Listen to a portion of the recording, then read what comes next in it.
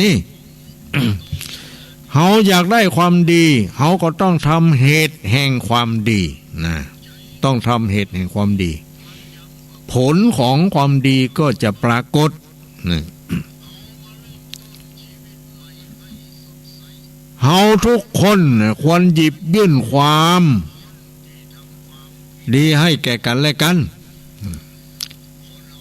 เลิกคิดห้ำหันประหัตประหารกันเสียเลิกอิจฉาริษยากันเสียนี่ขอให้มองกันในแง่ดีนะอย่าไปมองกันในแง่ร้าย นี่ถ้าเรามองกันในแง่ร้ายนี่มันก็จะร้ายไปตามถ้าเรามองกันในแง่ดีมันก็จะดีไปตาม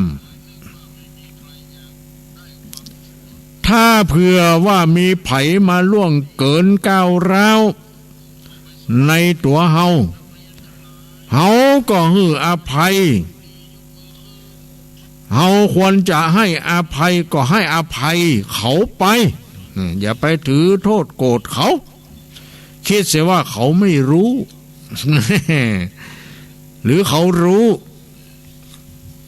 แต่เขามีกิเลสมีโทสะกำลังอยู่ในจิตใจของเขาอยู่ปล่อยเขาไปปล่อยมัน เราไม่โต้เราไม่ตอบสบายใจเนาะสบายใจลืมได้ก็ควรลืมไปนะบ่ควรจะผูกโกรธหรือเก็บเอามา นะเก็บเอาความโกรธความเจ็บใจนั่นมาไว้ในจิตใจของเขาจิตใจเขาก็จะเศร้าหมองมันก็จะเศร้าหมองนะมันจะบ่ผ่องใสเนี่ยมันอยู่ที่เนี้ยเรื่องมัน ผู้เป็นบัณฑิตย่อมมีจิตใจผ่องใสเพราะไม่เก็บเอาความทุกข์มาไว้ในใจตนนะอันยังเป็นความทุกข์อย่าไปเอามา เอาขว้างตัวไฟเอาไหลตัวน้ำเฮียอย่าไปต้อนรับมันอย่าไปไขประตูให้มันเข้ามานะ ปิดประตูลงกลอนเนี่ยก่อนรับก่อนนอนก็อย่าให้ความชั่วเข้ามานี่เนาะ เขามาต้อนรับมันน่ะแล้วมันจะเข้าหาเขาได้อย่างไรมันก็ไปเหตุที่อื่นกะมันก็ไปหาคนที่มันต้อนรับอ่ะ ก็เขาบอกต้อนรับมันน่ะเนาะเหมือนกับคนเขาเนี่ยกะจะมาหาเขาปิดประตูบ้านเนี่ยกลัวมันไขได้เขากระแจเขาแทบเหยอ๋อถ้ามันจะขึ้นหัวตามใจมันต่อเดี๋ยวเขาจะฟ้องมันบุกลุกอ่ะ เนี่ยแต่บางที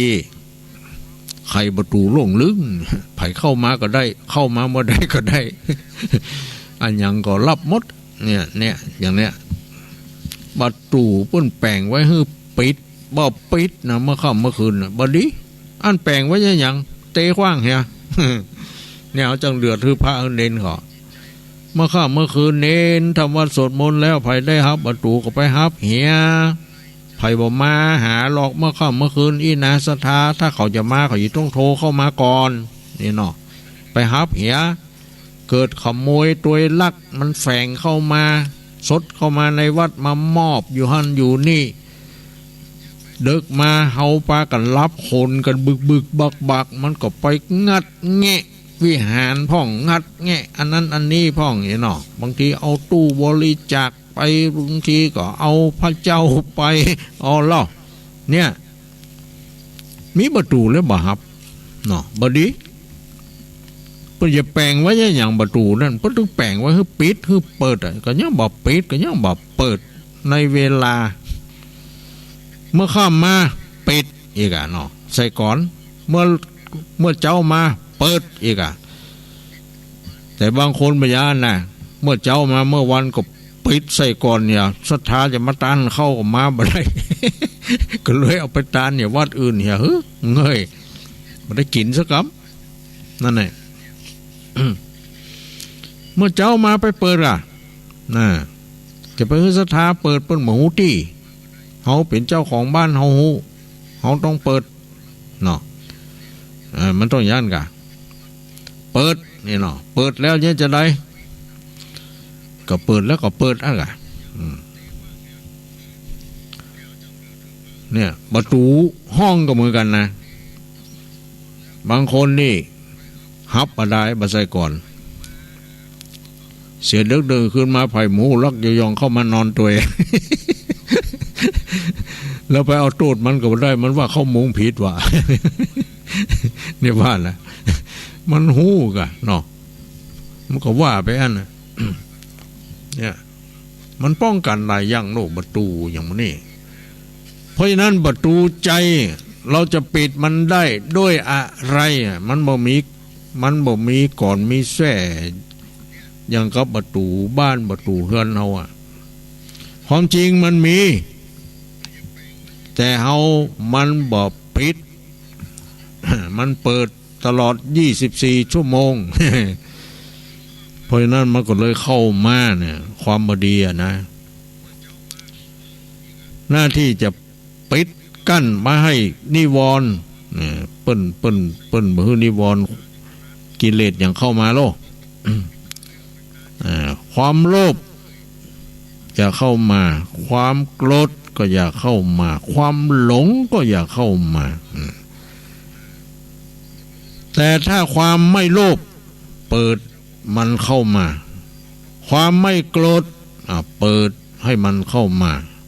ความไม่หลงเปิดให้มันเข้ามามันเข้ามาแล้วก็ให้มันนอนตัวด้วยไม่โกรธไม่โลภไม่โกรธและไม่หลง อยู่แบบเศรษฐกิจพอเพียงโลภโมโทสันเนี่ยสบายนะสบายใจสบายถึงวันนี้เฮาหมูจักความสบายไปหาความทุกข์มาใส่ตัวเก่าตัวเองเนี่ยบางทีไปยึดมั่นถือมั่นในสิ่งต่างๆที่บ่เป็นสาระที่บ่เป็นประโยชน์มีจิตใจขุ่นข้องมองใจบ่พองใสสักเตื้อพอหน้าเมื่อใดก็งอนก็เงาะ หน้าสึกบึก บ่ยิ้มแย้มแจ่มใสกันแล้วเนาะมันมีปัญหาอย่างตั้งในจิตในใจอันปล้ำเปลือยเนาะนั่นแหละมันยึดมั่นถือมั่นเรียกว่าอุปาทาน ความยึดมั่นถือมั่นไว้บ่ปล่อยบ่วางบ่สละกำมันไว้อุ้มมันไว้ ไปบ่ปอก็เพื่อมันได้รับความอบอุ่นแถมเนี่ยมันก็อยู่ด้วยเฮากับมันสบาย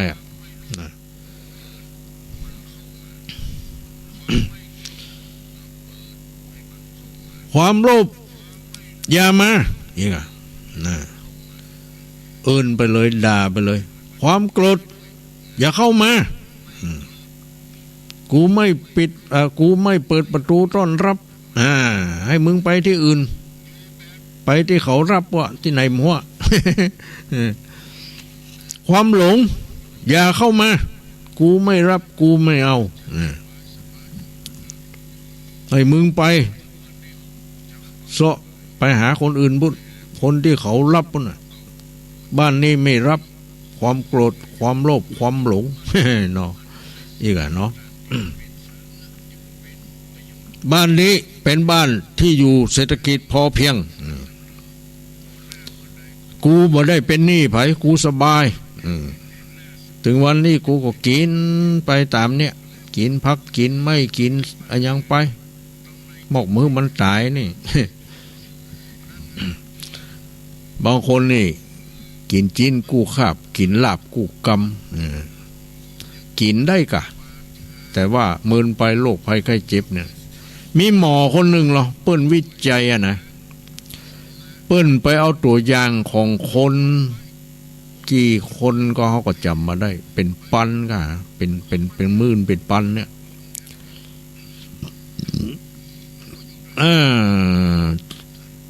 ไปสัมภาษณ์ไปสอบถามคนที่ บ่หุมกินผักกินไม้กินแต่จิ้นคาบใดบ่มีจิ้นกินเข้าบ่ลำบ่ลงมันต้องมีจิ้น นี่นะแล้วก็ไปแถมคนกลุ่มหนึ่งบ่มักจิ้นกินแต่ผักแต่ว่าจิ้นนี่มึนๆเตื้อง ไม่ใช่ว่าบ่กินเนี่ยเลยคือมึนๆเตื้อง ส่วนมากกินผัก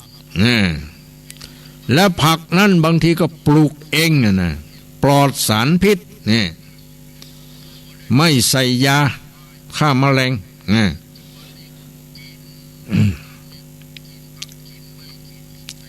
ปรากฏว่าคนสองกลุ่มนี้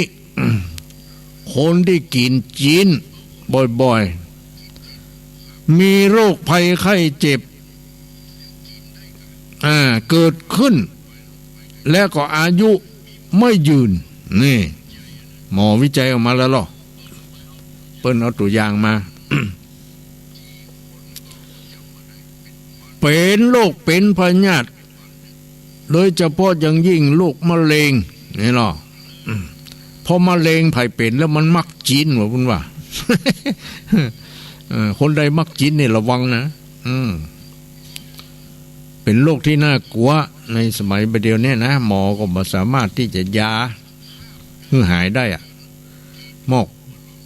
ไปชะลอมันบ่ให้มันแพร่เชื้อถ้าเปิ้นตันนะถ้าเขาปล่อยปะละเลยไว้ก็บ่ได้เหมาะ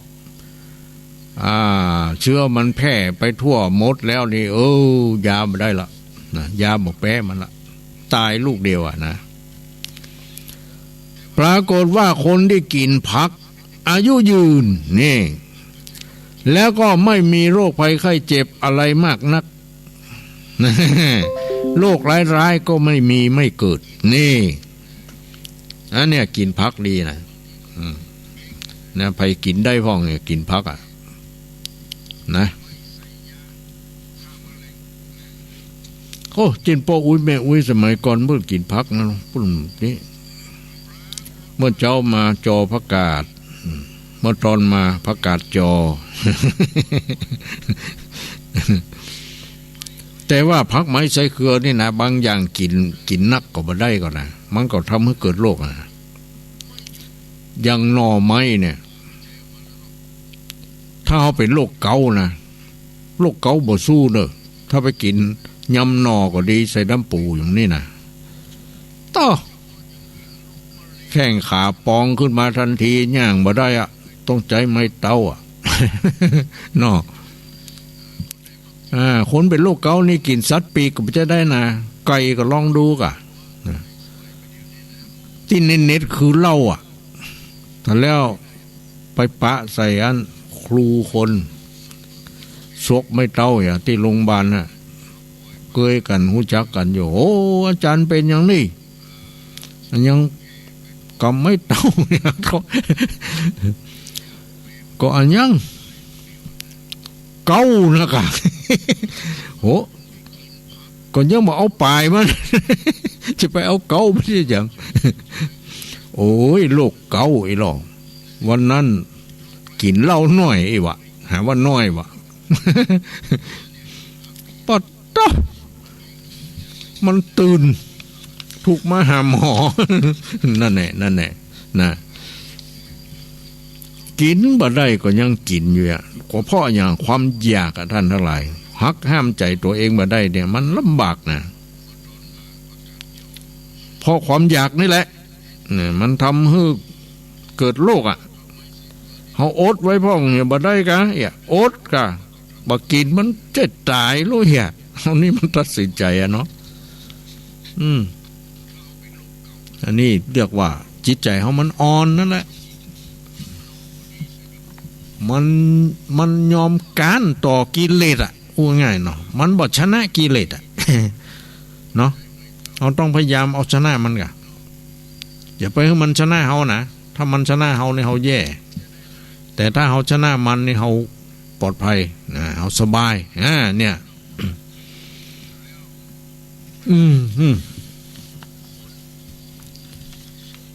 อู้ไปอู้มาก็โอ้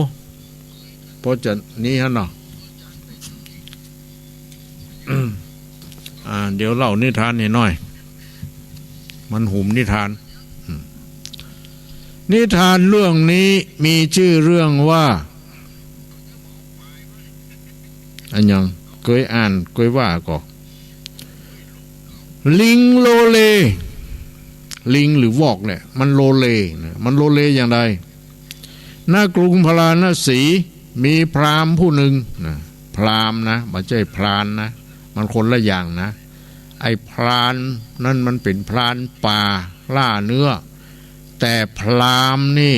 ก็หมายถึงเป็นพราหมณ์อาจจะเป็นนักบวชก็ได้นะมีพราหมณ์ผู้หนึ่งได้ไปศึกษาที่เมืองตกศิลาสมัยพุทธกาลก่อนนี่เมืองตกศิลาเป็นเมืองที่เปิ้นสอนวิชาอาคมโลกหรือว่าเมืองตกศิลาเนี่ย นะอยู่ในประเทศอินเดีย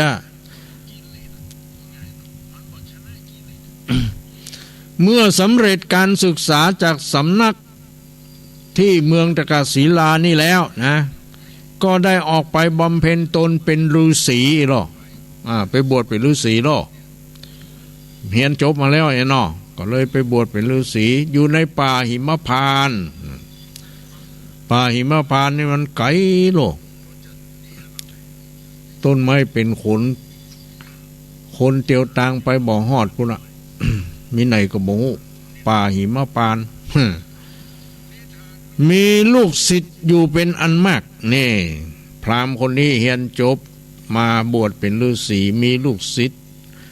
มาอยู่โดยมาบวชโดยนักนี่นะต่อมานะฤาษีเห็นว่าการอยู่ในป่าหิมพานต์นั้นทำให้ลูกศิษย์ได้รับความลำบากมากเพราะเหตุใดเพราะว่ามันไกลบ้านไกลจ้องไกลอะไรอย่างนี้เนาะ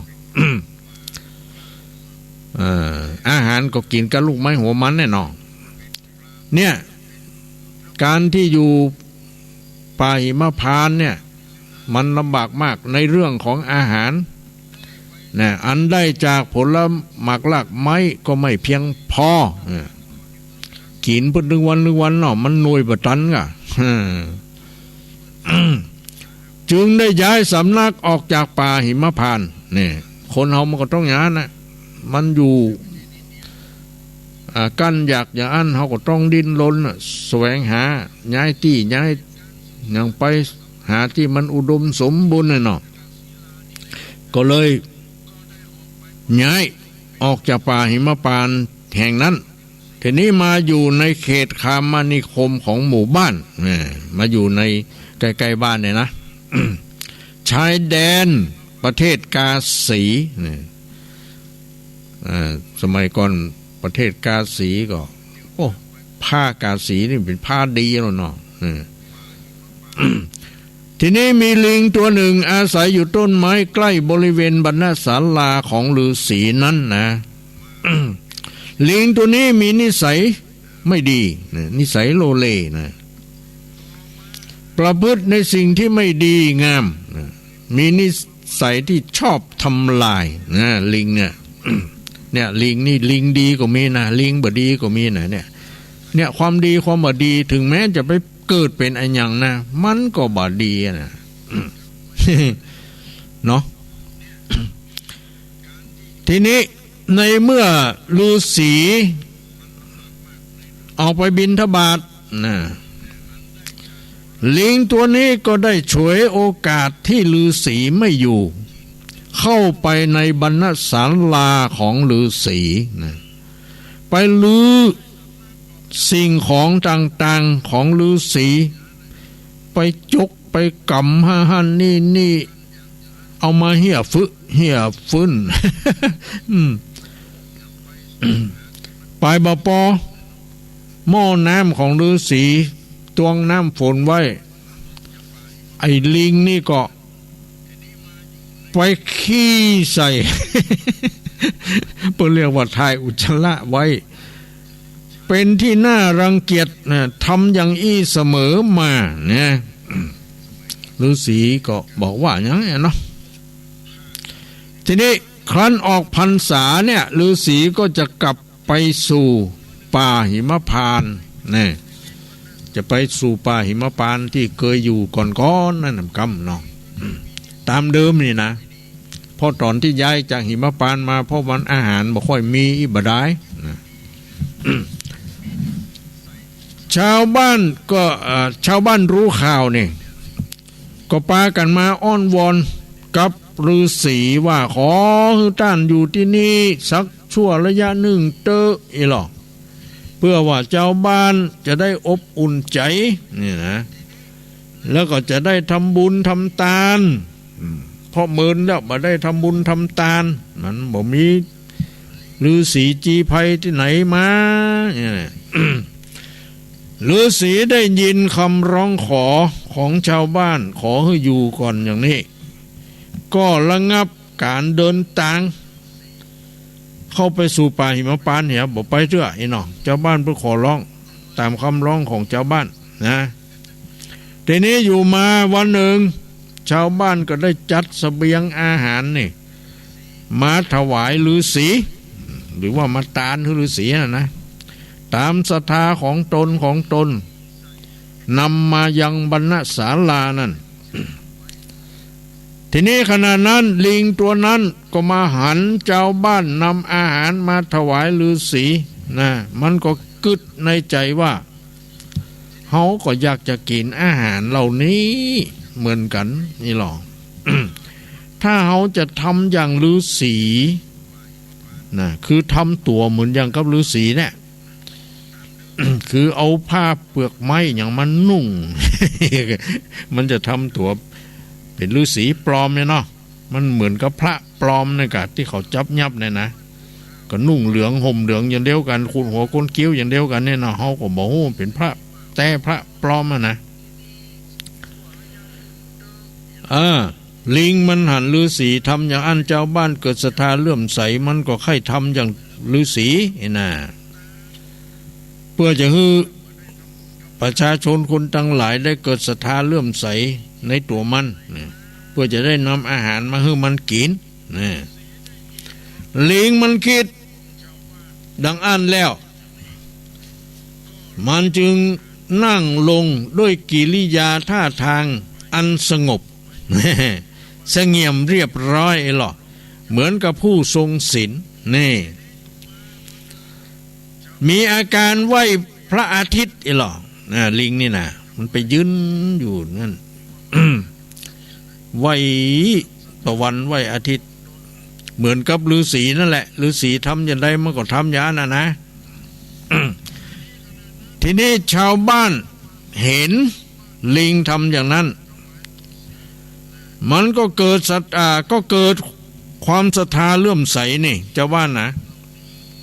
กล่าวว่าดูแต่สัตว์เดรัจฉานเนี่ย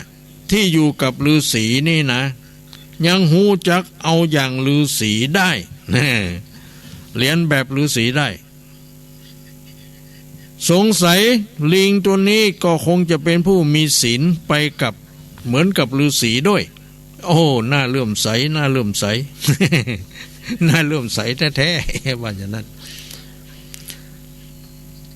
ในบรรดาหมู่สัตว์ที่อยู่ในโลกนี้สัตว์ที่มั่นอยู่ในศีลก็มีอยู่นี่จงดูแต่ลิงเถิดไอ้ล่ะมันยังมายืนไหวพระอาทิตย์อยู่เนี่ยนะมันบำเพ็ญเพียรบำเพ็ญตบะ ทีนี้ฤาษีได้ยินประชาชนคนทั้งหลายพูดอย่างนั้นว่าท่านทั้งหลายบ่ฮู้จักธรรมชาติของลิงนี่นะฤาษีว่าอย่างนั้น จึงปากันสรรเสริญลิงลิงตัวนี้แหละที่มันเอาไฟมาเผากระท่อมของอาตมาแล้วก็เอาค้อนมาบุบหม้อน้ำของอาตมาบางหม้อมันก็ขี้ ลงในหม้อของอาตมาแต่อาตมาบอกโกรธเพราะมันบาดได้เลยเนาะถ้าเป็นอย่างญาติโยมทั้งหลายคงจะบุบมันแล้วแหละยิงมันเสียแล้วไอ้เนาะแต่อาตมามันเป็นนักบวชเป็นฤาษีไม่เคยฆ่าสัตว์ตัดชีวิตนะนะฤาษีว่าอย่างนั้นนะมันทำทีว่าได้มันบ่ใจดีนี่หรอเมื่อเขาบ่อยู่เรามันมาค้นลืออย่างในห้องหอเฮียฟื้นเห็นหรอทีนี้ชาวบ้านได้ยินฤาษีพูดอย่างนั้นก็จึงปากันโกรธแค้นนี่ เขาโกรธแค้นไอ้ลิงตัวเนี้ยมันมาทำทีเป็นอย่างอีกะนิสัยมันเนี่ยจึงปากันเอาก้อนดินก้อนหินนะครับปากันขว้างปลาลิงตัวเนี้ยขับมาให้มันอยู่แล้วก็บอกเอาอาหารอย่างให้มันน่ะหนีมึงบ่หนีมึงตายนี่ใช่หรอเนี่ยท่านทั้งหลาย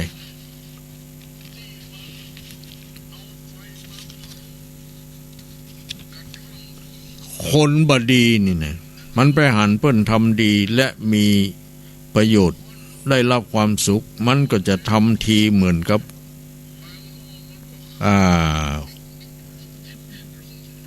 ทำดีนะแต่ว่ามันแกล้งทำมันทำบ่ได้อะนะเจ้าบ้านทั้งหลายก็หู้เลยว่ามันเป็นอย่างอีลูกนี่เนาะเขาจะไปเชื่อมันลิงตัวนี้ปากันขับไล่นี่มันไปมันมาเบียดเบียนมาเนี่ยอย่างคือฤาษีนี่เนาะนะผลสุดท้ายลิงตัวนั้นก็ได้รับบาดเจ็บหนีเข้าป่าไปอย่างเศร้าส้อยเสียใจ เพราะเกิดจากการกระทำของตัวเองนะเนี่ยญาติโยมเอาละจบนิทานนี่ต่อไปก็จะเปิดโอกาสให้ญาติโยมเนาะโทรเข้ามา0819934074ท่านผู้ใดจะโทรมามามาบอกมากล่าวมารายงาน ว่ารับฟังเป็นจะได้เนี่ยเนาะชัดเจนดีไหมได้รับความรู้ความเข้าใจอันยังพ่องหรือมีปัญหาอันยังอันใดเนี่ยเนาะเชิญเจริญพรญาติโยมอยู่ใกล้อยู่ไกลอยู่เมืองเป้าเมืองฝางอยู่ดอยหล่อเชียงใหม่ลำปุนลำปางแป้นั่นพะเยาเชียงไฮ้อยู่ที่ไหนก็ดีเนาะคืนวันนี้รายการประทีปธรรมวันพัดจัดรายการโดยตุลุงวัดห้างตำตำบลป่างิ้วอำเภอเวียงป่าเป่าจังหวัดเชียงไฮ้ตั้งแต่เวลา20:15 ถึงบัดเดี๋ยวนี้จะถึง22:00ยังแถม10 นาทีนะก็จะได้รับสายได้อยู่ประมาณ2 3 4 5 สายเนาะ ญาติโยมคนไหนยังรับฟังรายการนี้อยู่ก็โทรมาได้เนาะ081นี่แหละ9934074นี่เนาะที่รับฟังรายการวันนี้เป็นอย่างไร เข้าใจบ่หรือบ่เข้าใจไอ้เนาะอันนี้มาแล้วเนาะ0826082013เป็นไผ่หมูเนื้อเจริญปอน แป หลวงเจ้าว่าจะได้เขาก็ใจดีที่เราน่ะก็รู้ว่าตึ้งเข้าใจอันนั้นก็ตึ้งจังที่เรานะแต่ก็ก็บ่ถ้าพอมันน่ะค่ะถ้าพอมันจิตใจจะคุณข้องพอแล้วก็ตัดสาอันไหนหมอรักษาไปที่อื่นเนี่ยก็ปล่อยมันเป็นกรรมของมันเนี่ยกะปล่อยมันถ้าเราก็ทำใจเฮาเอาใครจะว่าอย่างไรใครเนี่ยอย่างไรก็ตามใจเขาอันน่ะกะโปงเฮียสบายใจ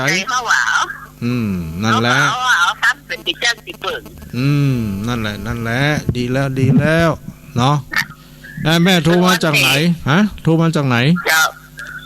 แม่ฉลาดแก่ซ่อนเจ้าแม่ฉลาดแก่ซ่อนเนาะฟังชัดเจนดีเนาะถึงวันก็ไปวัดถึงวันน่ะเดินขาดสักวันน่ะวันนี้ก็ไปกับวันศิลป์วันนี้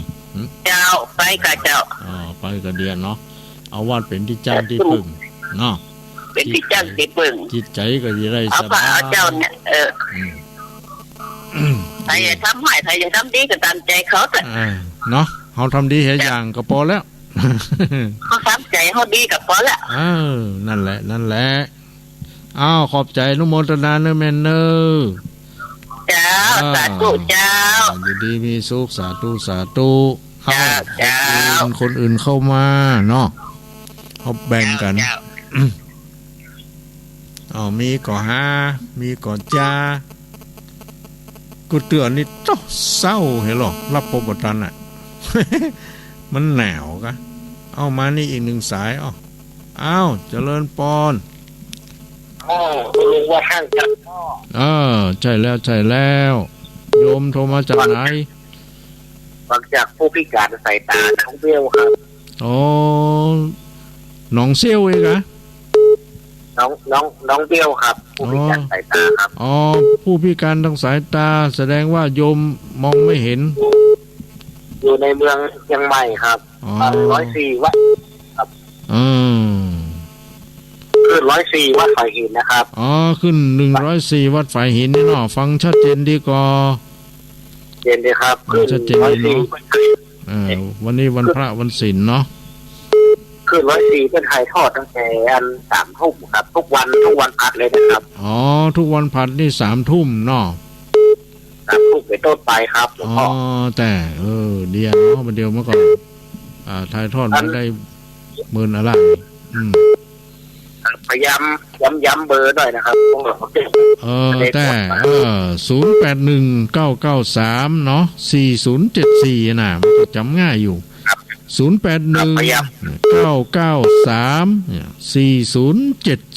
นะครับพยายามย้ำให้ขอญาติโยมเล็กเนาะเจริญปอนเนอโยมเนออยู่ดีมีสุขเนาะอยู่เนาะสายต่อไปนี่มีมาแล้วบอกว่าไงยาวกันจ้ะฮัลโหลโทรจากไหนโยมกับบ้านสาเจ้าตุลุงแม่สุเกี้ยวบ้านศิลาพรสีเตี้ยบ้านหงละปูนเด้อบ้านศิลาพรเจ้าทำแม่เจ้าบ้านหงละปูนเด้อบ้านหงละปูนเนาะแม่เนาะเจ้าฟังธรรมะตุลุงเมื่อคืนนี่นะพุทธชัดเจนดีเข้าอกเข้าใจดีเด้อสอนธรรมะเมื่อคืนนี่นะเจ้าฟังขึ้น98.75เนี่ยชัดเจนดีเด้อเพิ่นก็สัญญาณไปเนาะแม่เนาะเจ้าอันวัดห้วยตองซัก98.75นี่นะเจ้าดีแล้วชัดเจนดีเด้อตุลุงเด้อขอบใจเน้อแม่เน้ออนุโมทนาเจ้าติดตามตุลุงทุกวันพฤหัสเด้อเจ้าเด้อสาธุเจ้าเจ้าดีมีสุขอันนี้มาจากมันปูนเนาะปูนยังมีสายก็ต่อไปจะรับได้แถม2 สายนะแบบวันนั่นเนาะมานี่อีก1 สายเนาะเจริญปอน เจ้ากราบนมัสการเจ้า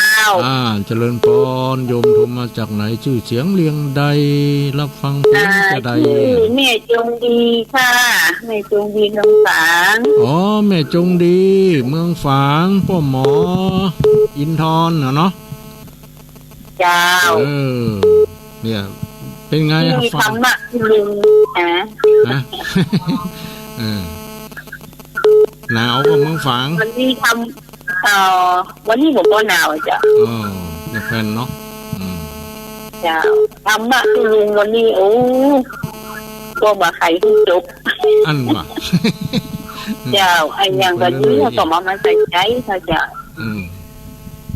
คนที่เหล่านี่คือบ้านขุนเมืองเนาะอันน่ะเป็นอันน่ะเนาะ ดูจากคนถ้าเอาออกมาพวกจะว่างเขาอ่ะนะอันน่ะ เจ้าตุลุงลืมเล่าเรื่องต่อเรื่องเมงทีถึง5 ตานะอันน่ะเลี้ยงค่ะถ้าพัดหน้าเอามาอุ่นกันเนาะเอามาไข่อมติดไปได้เจ้าเมงสิมาตานะเจ้ามันเล่าประจบเองมันก็คือกิน5เนาะมันเป็นตำนานจ้างพระธาตุในเชียงรายลำพูนที่ไหนมีน้องเลยอย่างนั้นนะสี่หูธาตุสี่ก็อย่างเมตตากรุณามุทิตาก็เบกขาก็อีกแล้วแต่เขาจะเปรียบเทียบอ่ะเนาะเจ้าตาก็จะเป็นศีล5เนาะเจ้าอันนี้มันเป็นปริศนาธรรมอ่ะเนาะเอาออกไปเล่าสู่กันฟังมีรถที่จังไห้ฮะโดยเขาควายโดยอย่างฮะเพิ่นยังมีหูกมันอยู่ปั้นไว้อ่ะเอาไปหั่นทันแล้วโดยเขาควายอยู่อำเภออย่างไรเจ้าแต่ก่อนอยู่อู้ฟังอยู่อำเภอไหนเจ้าอำเภอเมืองฮะกะอำเภอเมืองอำเภอเมืองจังไห้ฮะกะเจ้ามันอยู่ตอนนี้ตุลุงให้เดี๋ยวบอกให้เก็บโพหน่อยเนาะก็คงจะเป็นอย่างนั้นอ่ะมันบัดได้อยู่ไปอันปิดศพของครูบาอินสมบัดปังน้ำหายบนดอยในป่าในเขาน่ะมาพวกเขาเหมือนกันแม่อยู่ดีสบายเนาะแม่เนาะสบายดีเจ้าพ่อหมอก็สบายเนาะสบายดีเจ้าดีแล้วรักษาสุขภาพเนาะยามหนาวกายมันอบอุ่นขออนุโมทนาเนอะแม่เนอะอยู่ดีมีสุขจงดีในเมืองจะไปหาถ้าคุณถ้าคุณมิตรบ่มาเจ้าใช่อนุโมทนาอนุโมทนาสาธุแม่จงดีเมืองฝางมาแล้วเอารับได้อีกแหมสายเดียวเนอะญาติโยมเนาะรับได้แหมสายมาแล้วบอฮัลโหลว่าไงฮัลโหลมีไหนยะรักษาเจ้าตุลุงเจริญพรเขามาจากบ้านห้องนะเจ้าบ้านห้องละปูนห้องวิจารเจ้าแล้วก็ฟัง98.75ชัดเจนดีเจ้าชัดเจนดีต้องแม่น้อแม่ชื่อพ่อโยมแม่สายทองพันยะแก้วเจ้าโยมแม่สายทองเจ้าดีแล้วคนมันเหล่ากันดีนั่นแหละมันว่าพระจันทร์อยู่ฟ้าเป็นเยอะแล้วหูไปยืนอยู่